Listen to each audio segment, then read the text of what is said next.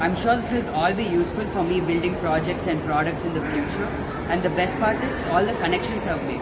Having this community of innovators and thinkers, it's like you're with your own family.